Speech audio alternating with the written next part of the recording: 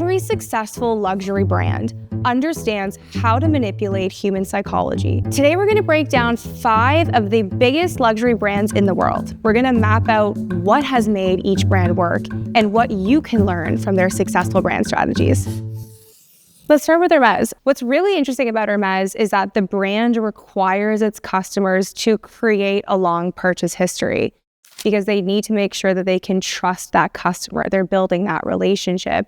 Not just anyone can get a bag appointment. It is like a huge deal to get a bag appointment at Hermès. Because the product is scarce, they need to make sure that they can trust you because there's instant arbitrage on the product. In Europe, you can actually get Birkins the cheapest, and you can get a Birkin for 6,000 to 8,000 euros. You can instantly take that bag, go onto the street and sell it for 22,000. There's an arbitrage of value between the price point that the brand sells it for and the demand in the market. And that's what makes Hermès such a coveted brand, is that people buy these bags as investment pieces. The product has been more stable and has gone up more in value than gold, which is an insane concept. All of these bags actually have inside of them like almost like a VIN number, like what comes on a car, and it's traceable to your profile. What the Dumont family wants is only consumers that are gonna hold on to the bag. Hermès is effectively recession-proof. And it's proven by its stock price valuation because it's not focused on the economic model or the economics of where society is, because the right customer, a super rich customer, continues to exist despite economic highs and lows. So from a craftsmanship standpoint, Hermès is really the gold standard. It takes over 40 hours for an artisan, which is what Hermès calls their craftsmen, to create a single bag. The leather is from special cows. Every single detail and gold plate is of the highest quality and caliber. They will literally last forever.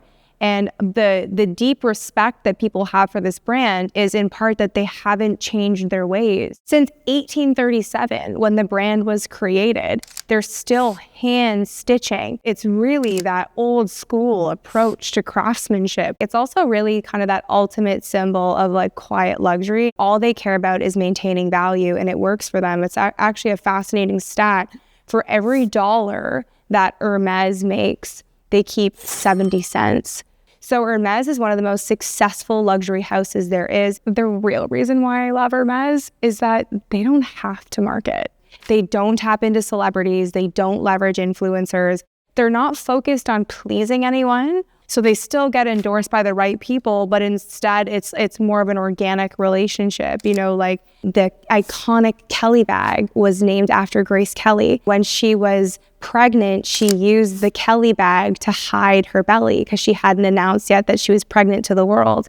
And that photo is what made the cover of Life magazine. There was an instant groundswell of people demanding to get the Kelly bag. One of the most interesting business takeaways for Hermès is that its goods can be described as Veblen goods. As the price increases, demand increases, which is a very rare but exactly what you want as a high price good, is that as you keep jacking up the price, people want it more. We're now going to talk about Louis Vuitton. Louis Vuitton is credited to create the modern concept of luggage. They created a very kind of square, stackable shape. Really rich people bought it because it was a novel, innovative product. And then when Louis Vuitton passed away, his son ended up actually creating the iconic LV pattern and these kind of French floral motifs that we know today, iconic to the brand. The logo creates a simple mental shortcut. It means something. When you see someone with a Louis Vuitton bag, for the longest time, it meant they had money. It meant they had taste. It meant they traveled the world. It meant they had culture. It's the clearest understanding and indicator of brand. If you can say something about someone by the logos that they wear. One of the things that Louis Vuitton does masterfully is it really serves this intersection between fashion and art. You saw it with creative directors like Virgil Abloh, with Pharrell, with partnerships like Yayoi Kusama and Takashi Mukurami. The collaborations with art work to make it relevant and to expand the brand into more artistic corners, but it also works to create scarcity in items, which is amazing for that collectible buyer.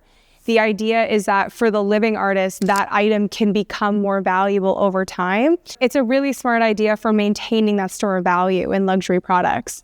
So if you're curious about breaking down another industry, the way Camille just did here, we built a tool to help you do it. It's a custom GPT that analyzes any market like an expert through 5 key strategic lenses. Say you're curious about why people line up for hours for a new sneaker release, or how companies like Apple or Nike are able to create such intense brand loyalty. You could ask, what consumer psychology hacks make people keep coming back to Nike or Apple? It can show you how brands build cult followings, identify the psychological levers competitors are pulling, and explain the mental shortcuts that drive consumer behavior. And it will turn it into practical advice you can actually use, whether you're building a brand, analyzing a market, or just curious about what strategies make a customer stick to a company. You can get the tool by scanning the QR code on screen or clicking the link in the description. Just make sure you're signed into your ChatGPT account first.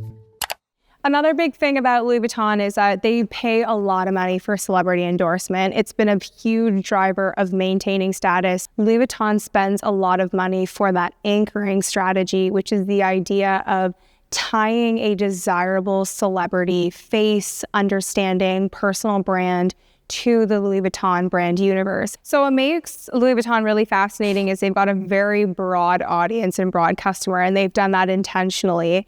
Louis Vuitton's goal is to bring people in at more of a gateway price point. So you see it with like the perfumes, the wallets, chocolates, or more like trinkets, tchotchkes, souvenirs, because they want people who are tourists that want that aspirational association with luxury to be able to bring that piece of luxury home with them. They're not focused on scarcity of access. It's just based on price point and understanding of brand.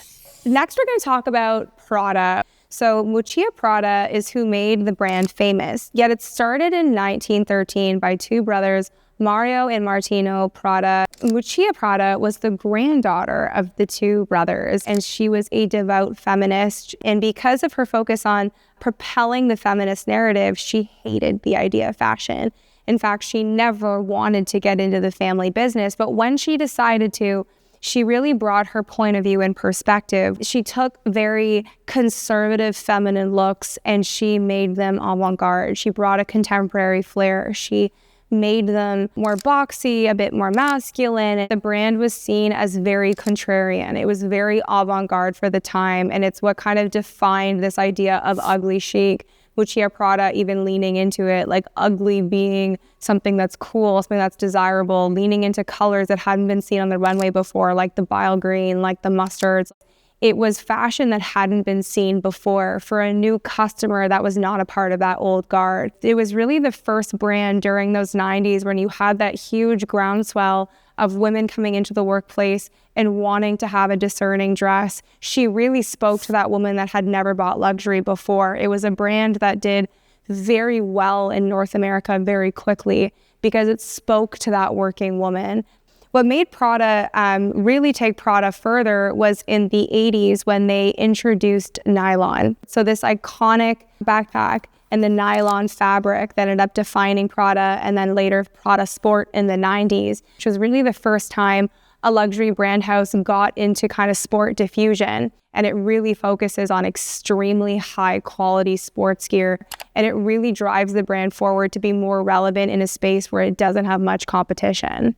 And that's what led to the larger diffusion of Prada, which is Miu Miu. Her nickname was always Miu Miu. So they created this diffusion line that's really focused on like these pleated skirts, collars, kind of a more like elevated school kind of girl kind of look. And it absolutely has attracted that discerning 25 to 35-year-old customer to the brand as an entry point to eventually getting to kind of the haute couture of Prada or the more ready to wear. Miuccia Prada understands culture. She understands the zeitgeist, and that's why they continue to stay relevant decade after decade.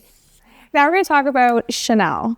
So one of the things that made Coco Chanel so iconic is that she brought a new philosophy to female fashion. She brought new shapes, lower waistlines. She completely reimagined what female fashion could look like. She ended up having a really successful brand, going right into her death. But really what took Chanel forward was Karl Lagerfeld, the iconic creative director that brought tweeds, that brought femininity. But Chanel has become famous really for its pattern and textures and for its design in bags. It attracts that like ultra high net worth consumer that's a little bit more of a maximalist. And what made Chanel so iconic was its quality and craft. They were such well-made pieces. The Maître d'Art is a strong piece to the Chanel brand code that makes it stand apart. The Maître d'Art is this idea that Chanel celebrates all of the ateliers that work with the brand. So they do a show every year that just focuses on the pieces that are made by their artisans as part of the brand. So unlike Hermès, that everything is made by their internal employees, Chanel hires and brings together the best beadists, the best featherists. And that's what Chanel has become so iconic for, is for its craftsmanship, for its style, and for its clear brand codes. It's almost like that ultimate rite of female passage of like when you reach a certain point of success, you can go in and buy a Chanel bag, unlike just going in and being able to buy an Hermès bag, which you can't do. Chanel has a massive price range where purses were at one point $5,000 to go to $10,000 for a double flap like this, and it continues to go up every year.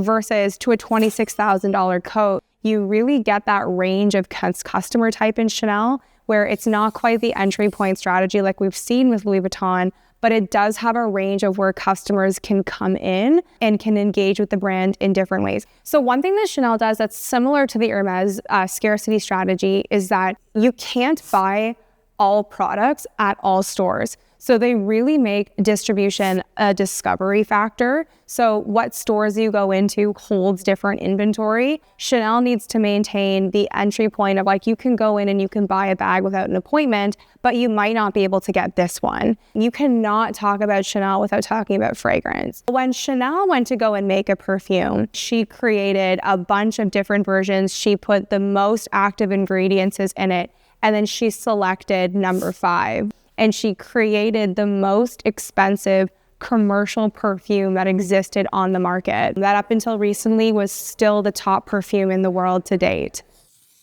Let's talk about Gucci. Now, Gucci is the most different from all the brands that we talked about in that they are super focused on trend chasing, which has had the brand be at highs and lows. But what really took the brand to new heights is their creative directors. Tom Ford made Gucci an iconic brand in the 90s by leaning into the logo mania. It's when people wanted more logos. They wanted to signal that they were coming into wealth. It absolutely blew up. It was a brand that felt authentic. It connected to Tom Ford, and it did extremely well. Alessandro Michele was a different creative director that also brought a revival and a virality to the brand. He focused on animal patterns. He leaned into the G and the G, but by bringing in a different texture and feel, very different than the Tom Ford era, but it really hit.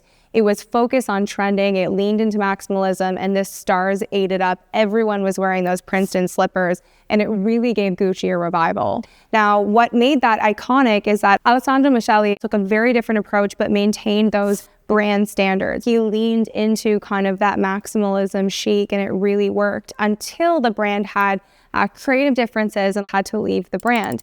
Since then, Gucci has been in a bit of a tough place, trying to be everything, chasing trends, but failing to kind of achieve that minimum standard.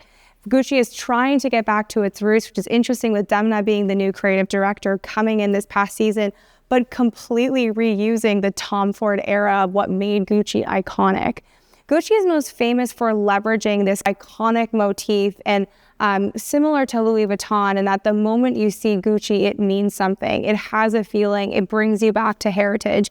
Gucci was originally built on quality craftsmanship, that heritage brand. It's since no longer focused on quality of craftsmanship, but more of that iconic logomania. What makes Gucci different from other brands is that it's a very cyclical brand. It follows trend cycles and it focuses on hype culture, which is why the brand goes through highs and lows. The brand is very quick to be able to manufacture what's trendy, which is very different than a house like Hermès. It's actually interesting that they can exist in the same ecosphere when they have such different approaches to brand. The G&G logo still has weight and meaning as being one of those breakout luxury brands that had that kind of cult status in the 90s and 2000s.